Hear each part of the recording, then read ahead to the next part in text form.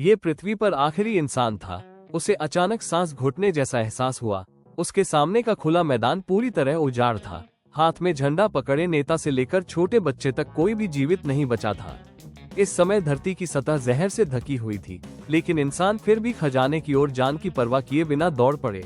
मगर हालात पलटने और बच निकलने की उम्मीद आखिरकार खजाने के दरवाजे पर ही टूट गई। इतनी भयानक स्थिति देखकर जू लियी ने मृतकों के प्रति सम्मान दिखाया।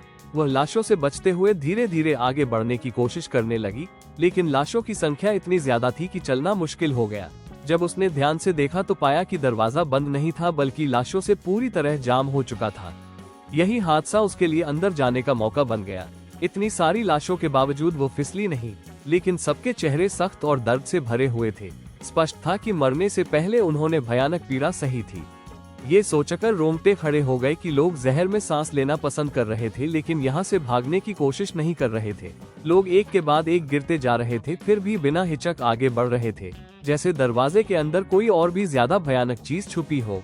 अंदर और बाहर के दबाव के फर्क को समझते हुए जू लियी ने एक डंडा दरवाजे में फंसाया, फिर पूरा वजन डालकर उसे दबाया। किस्मत से दरवाजा खुल गया और जहर अंदर फैलने से रुक गया। अंदर जाते ही उसने दरवाजा बंद कर दिया, लेकिन राहत की सांस लेने से पहले ही उसने देखा कि दरवाजा टूट चुका था। उसे पता था कि अगर जहर अंदर आ गया तो वह बाहर मरे लोगों के साथ अन्याय होगा। इसलिए बिना समय गंवाए वो खजाने के अंदर मदद का सामान ढूंढने दौड़ पड़ी। इस समय अंदर क्या छुपा है इससे फर्क नहीं पड़ता था। जिंदा रहना ही उसकी इकलौती प्राथमिकता थी। वो अभी सैनिटाइजर ही ढूंढ पाई थी कि उसे महसूस हुआ कि सुरक्षा सूट में रिसाव होने लगा है। ऑक्सीजन निकलने लगी और सांस लेना मुश्किल हो गया। जू लियी ने हेलमेट उतारने की कोशिश की, लेकिन अंदर और बाहर के दबाव की वजह से हेलमेट कसकर फंसा हुआ था। हालांकि यह आखिरी सुरक्षा सूट था, लेकिन दम घुटने के कारण वह एक पल भी नहीं रुक सकी। उसने डंडे को चेहरे के पास पकड़कर जोर से मारा। कड़कने की आवाज के साथ ताजी हवा अंदर आई। उसने गहरी सांस ली, लेकिन वह जोखिम नहीं लेना चाहती थी। उसने देखा कि वो महिला पूरे शरीर पर सैनिटाइजर छिड़क रही थी। उसे जहर की भयानकता पता थी, थोड़ी सी मात्रा भी दर्दनाक मौत दे सकती थी। फिर उसने सूट काटकर तेजी से उतारने का फैसला किया। किस्मत से जू लियी सुरक्षित रही। एक सूट मिला जिसे उसने पहन लिया। भूमिगत गहराई में कुछ पौधे अब भी जिंदा थे। वे थोड़ी सी साफ ऑक्सीजन दे रहे थे। तभी नीचे से एक रोशनी दिखाई दी। क्या 10 साल से छोड़े गए इस ड्रम में कोई अभी भी जिंदा था? हालांकि रास्ता टूटा हुआ था, फिर भी उसने जोखिम लेने का फैसला किया। सुरक्षा के लिए जू लियी ने रस्सी को लोहे के खंभे से कसकर बांधा, फिर सावधानी से नीचे उतरने लगी। जब वह दूसरी तरफ पहुंचने वाली थी तो उसे एहसास हुआ कि दूरी अभी भी ज्यादा है। मजबूरी में उसने झूलकर कूदने का फैसला किया। उसी पल हादसा हो गया। रस्सी अचानक टूट गई। हालांकि जू लियी ने तुरंत किनारा पकड़ लिया, लेकिन ताकत खत्म होने के कारण वो टिक नहीं पाए। वो ऊंचाई से नीचे गिर गई। सौभाग्य से नीचे पानी का तालाब था, जिसने उसकी जान बचा ली। कुछ देर संघर्ष करने के बाद वह किनारे तक तैराए। सांस लेते हुए उसने समझा कि रास्ता बंद है। उसे कंट्रोल रूम तक पहुंचने के लिए दूसरा रास्ता ढूंढना होगा। उसे बचपन की बात याद आई। दोस्तों से सुना था कि ड्रम में कोई गुप्त जगह छुपी है, शायद वहां कुछ काम की चीज मिल जाए। इस सोच के साथ वह औजार ढूंढने लगी। काफी मेहनत के बाद उसे कई स्टील की छड़ें मिली। उन्हें देखकर उसके दिमाग में एक योजना बनी। अगर इन छड़ों को जोड़ दिया जाए तो एक अस्थायी पुल बनाया जा सकता है। काफी मेहनत के बाद पुल का ढांचा तैयार हो गया, लेकिन उसे दूसरी तरफ मजबूती से जोड़ना मुश्किल था। काफी सोचने के बाद उसने स्टील लीवर के सिद्धांत का उपयोग किया। उसने रस्सी को पुल के एक सिरे से बांधा, पूरी ताकत से खींचा, फिर पुल को दूसरी ओर धकेल दिया। सावधानी से किए गए प्रयास के बाद पुल दोनों ओर जुड़ गया। अब सवाल था कि क्या ये पुल इंसान का वजन सह पाएगा? जू लियी ने गहरी सांस ली और धीरे से कदम रखा। जब वो लगभग पार कर चुकी थी, तभी जोड़ ढीले पड़ने लगे।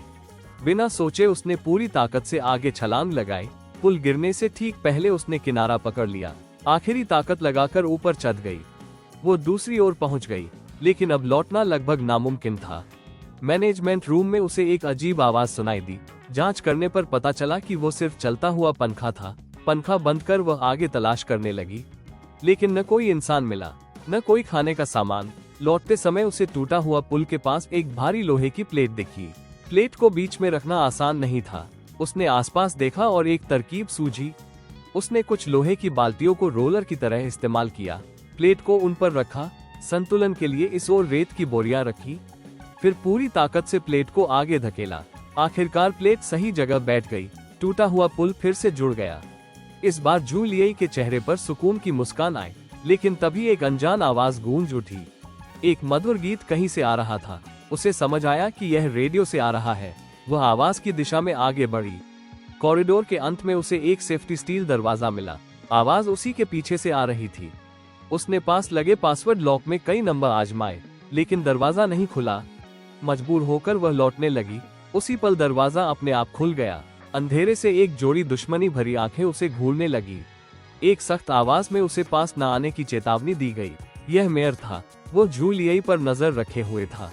उसने सुरक्षा सूट में गुप्त कैमरा लगाया था, इसलिए जू लियी के बाहर जाने के बाद सारा शहर बिखर चुका था। ये दृश्य मेयर के लिए बेहद चौंकाने वाला था। उसने तुरंत निर्माण मैनुअल देखा और उसमें लिखी एक पंक्ति पढ़ते ही पूरे ड्रम में अलार्म बजने लगा। मेयर गुप्त कमरे से बाहर आया। बाहर गार्ड तैनात थे। शेरिफ को नजरबंद कर दिया गया था। ड्रम में अफरा तफरी मच चुकी थी। गुआंगतो ने मेयर को बताया कि नीचे के लोग विद्रोह के लिए तैयार हैं। उन्हें लगने लगा था कि ऊपरी अधिकारी जनता से झूठ बोल रहे थे। असल में बाहर की दुनिया में जिंदा रहा जा सकता है। मेयर भाषण देने वाला था और उसने नीचे के 2 लोगों को गिरफ्तार करने का आदेश दिया, लेकिन हालात उससे भी ज्यादा बिगड़ चुके थे। घोषणा काट दी गई। लोग लड़ाई की तैयारी में खुश थे। पुलिस ने समझाने की कोशिश की, लेकिन कोई सुनने को तैयार नहीं था। किसी ने कहा, अब जनरेटर बंद कर देना चाहिए, ऊपर वालों को सबक सिखाना होगा। उसी समय उन पर ठंडा पानी डाला गया। ये चेतावनी नहीं थी, बल्कि असली फायर होस का पानी था।